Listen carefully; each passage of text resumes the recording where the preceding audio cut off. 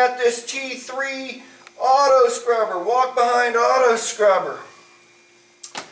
Alright, so some of the daily things that we are going to do after using this will be, first of all, you'll want to drain it. You'll sit here and you'll drain this tank, right? And then you'll want to rinse it out real good. Make sure your ball float right here is clean. The screen looks good. You'll take out this trap. Make sure that that's good and clean. This unit looks really nice. You want to rinse it out and make sure it looks good. Then you'll want to go to the back of this. And right here, you'll pull the squeegee off. Pull that off. And what you'll do is you'll rinse that squeegee down, wipe it down, make sure it looks good. Got a little stuff right there. But that's how you should take that off. While I have it off, I'm going to show you how to replace the squeegee. Right here, you'll open this up, slide that out. Slide that out over there. See how that stuff hooks up in there? Just like that. And you notice that the squeegee part just pops off. So, you know, hey, they have these little holes in it. Put it back on. You will line up these little holes again. Alright. Pop them in. Everything looks all good. We'll slide this in first down here. Slide it in. And then you'll come down here and slide this side in. Tighten her up. Bam. It is good. Okay, that's the one side of the squeegee. The other side, you want to take these right here. What it does is pulls that out so that, yeah, let me get it out of there. It's being a little temperamental. I don't want to pull it completely out while I'm showing you, but it pops up, pulls out. Here, again, you can see the little notches. You'll slide those in the little notch again. Stick it down in there. And usually you'll do this all when you have the front of it off also. Before you take the whole unit off. I would replace this one first and then put the back on. But that's how you replace the squeegees. Pretty simple. And you just tighten it right, flip it over, tighten it right back down. Oop, tighten it right back down. Bam. Close this. Tightens right up. Squeegees are done. Make sure that those squeegees always look good. You gotta also right down in here you have like a trap. And what this does is when you shut off the unit, the water that's in this hose doesn't come back onto your floor. So that's what that is.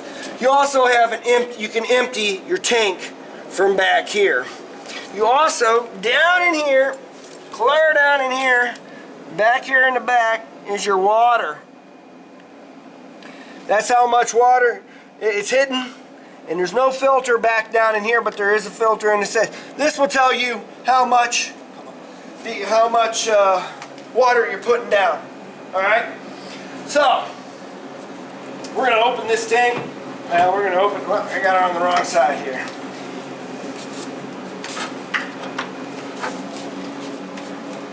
Alright.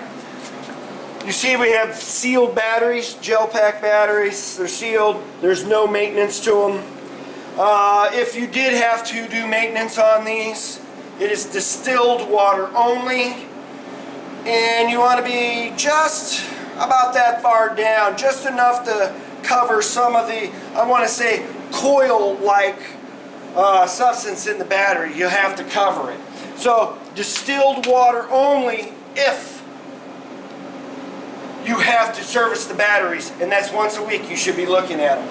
Alright, right here's your fill, and they do have it full at the moment.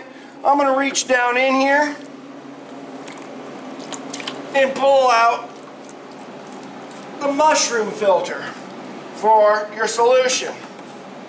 Right there it is. If you're not getting enough solution, hey, that could be a problem. This might be full of dirt.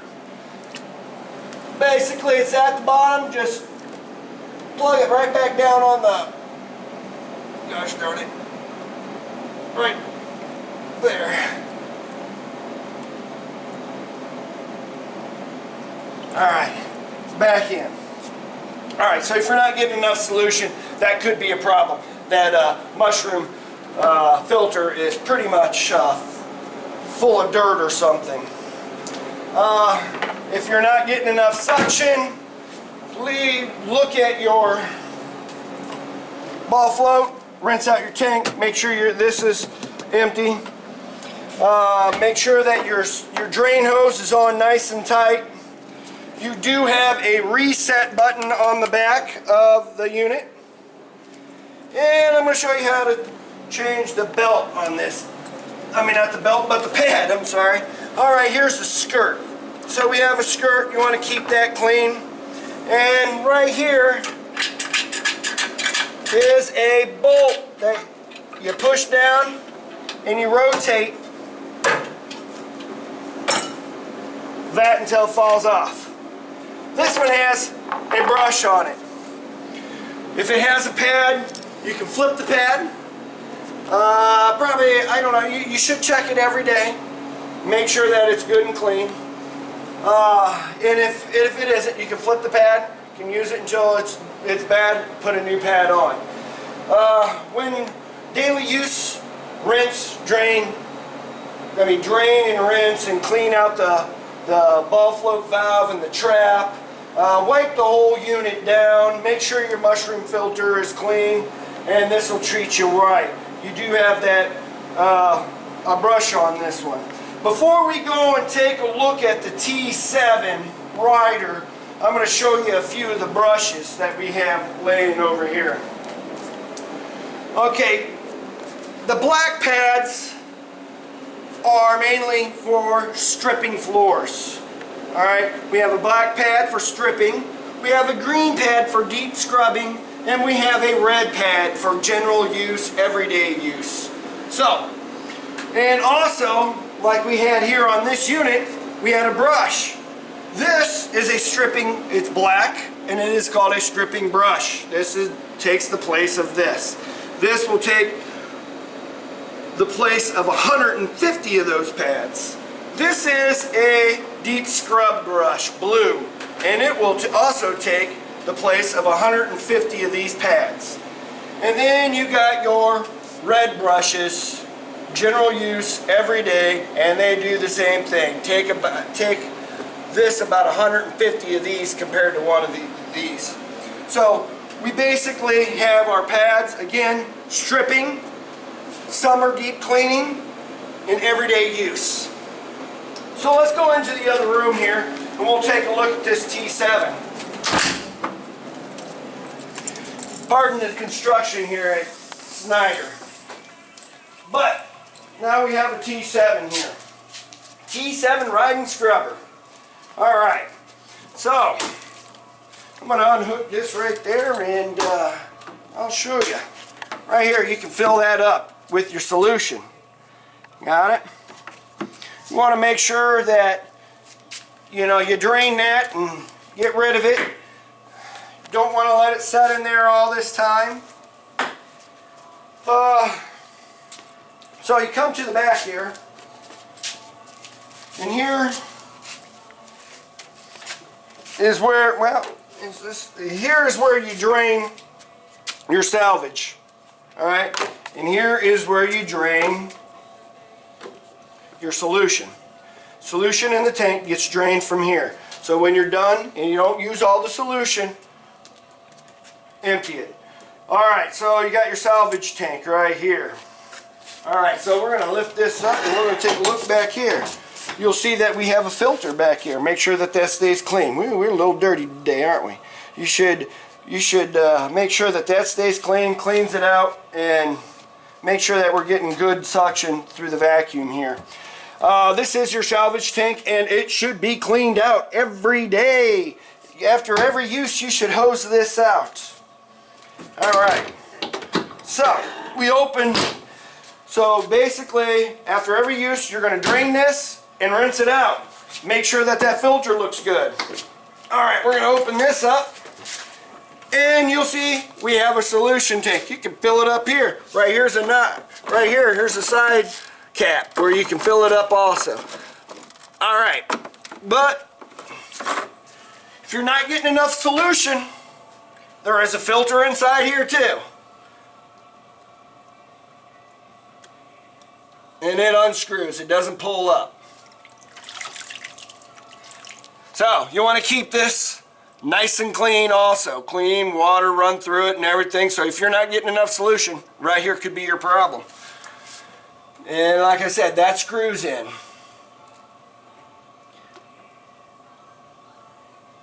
Alright, so you see over here we have batteries. And again, those are gel pack batteries. We do not have to service them. If you had to service them, you will use distilled water only, and you will check them once a week. Alright, and you don't want to overfill them because they'll charge over. They'll boil over. Alright, let's put this up. Again, solution tank, solution filter. Batteries are service free. If they weren't, we would use distilled water only. Never overfill. Alright, so now I'm coming over here and I'm going to show you how to, well, okay, wait 1 second. If you're not getting good suction again, right here. Make sure that these caps are on good and tight. We do have, just like our last unit, that unhooks just like that. You can change your things. You want to clean this up after every use. You want to make sure you wipe it down. When they get bad, remember the last one I showed you, pretty much exactly the same thing. You'll unhook this, pull this out, unscrew these two, pull the front one out. Put the ones back in and you're good to go. Easy, easy squeegee. Alright, so then we come over here. I want to show you where we have, you got a pull pin on this thing, right here. This is going to be exactly like on the other side. And open this up, you got your pads. These are pinched together and they'll drop. We have a red everyday use pad on here. This pad looks pretty good. You can flip it over and reuse it until it clips right down on like that. I'm going to put it back the way it was because this pad's still pretty decent the way it is. So we're going to, push down, clips right in. You're going to do the same thing. Just push it back up in here. It will clip in just like that. Pretty simple. Red pad. We already went through the pads. Be careful when driving these things. Don't want to give kids rides on them either. I think that's all I have for T7 walk behind scrubbers and riders. So I hope you all learned something. See you next time.